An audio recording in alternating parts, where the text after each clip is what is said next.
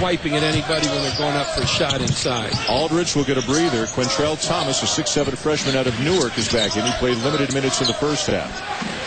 That's Thomas with the jumper right there. Missed it. And a hole. Yeah, Markieff Morris reached in.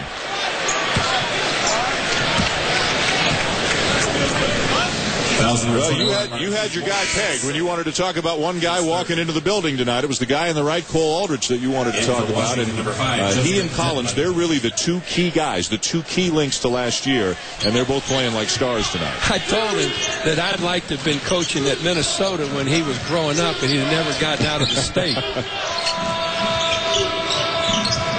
Aldridge from Bloomington, Minnesota.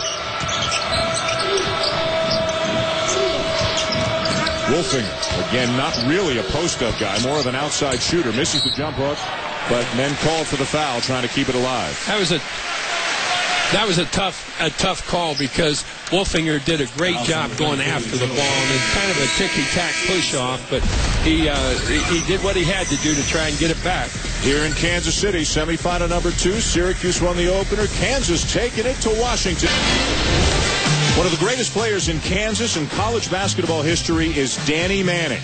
As the tournament's most outstanding player, Manning was the biggest part of Danny and the Miracles as he led them to the national title in 1988 after the Jayhawks entered the tournament as a number 6 seed. Last night, Manning was inducted into the National Collegiate Basketball Hall of Fame, which is right here in downtown Kansas City in a building attached to the Sprint Center. It's a beautiful facility. Danny Manning was 7 of the new inductees. A great night, and Danny Manning is the kind of guy, Coach, exactly the kind of guy that this Hall of Fame was created for. A phenomenal college career. Unfortunately, injuries kept him from being the pro he would have been, but it's great that he's been recognized in this. Well, that game that Danny played in the national championship game when Kansas beat Oklahoma is one of the great individual performances in NCAA history.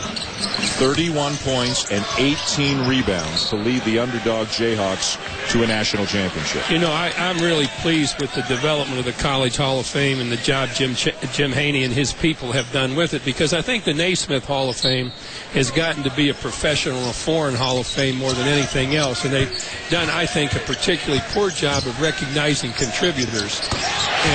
And I really like the fact that Dick Vitale and Billy Packer were both taken into the College Hall of Fame at the same time, because no two guys have been more responsible for the popularity of college basketball than those two. There were 2 coaches who went in. Jim Phelan, who coached for 49 years. Heads up, Coach. 49 years at Mount St. Mary's, and then Nolan Richardson, who led Arkansas to a national championship in 1994. Also Arnie Farron, who was an All-American at Utah in the 1940s. There's Coach Richardson. There's Arnie Farron spending a moment with the Bill Self, Billy Packer, Dick Vitale, and Charles Barkley went in as a member of the founding class. And the way they've done it here is anybody who's in the Naismith Hall of Fame was automatically, and who played college basketball or associated with college basketball, automatically put into the Collegiate Basketball Hall of Fame. So Charles Barkley, who, no surprise, was the funniest guy in the building last night, he was inducted in as a member of the founding class. Lorenzo Romar was talking about it earlier today, what a nice night it was, and whether you're a Nolan Richardson fan or a Jim Phelan fan or a Dick Vitale fan or a Danny Manning fan, Billy Packer, whatever, I think everybody really enjoyed the evening. When I was just a kid, Jimmy Phelan was an experienced coach. He was wearing bow ties already. Great job at Mount St. Mary's. Coach John Thompson of Georgetown fame, another Hall of Famer, was the one who talked a little bit about Jim Phelan. I think it was 1,354 games that he coached. And John Thompson, he had to coach over 1,000. You must have coached 11 or 1,200. He was just in awe of the number of games that Jim Phelan coached. One time we were playing Georgetown when he didn't have the coach's markers up, and John came down in front of me and chewed out a kid, really chewed him out. And I just kind of sat there. And when John turned to go away, he looked back at me and he said, "You never chewed anybody out that good." I love John. Elston Turner for 3.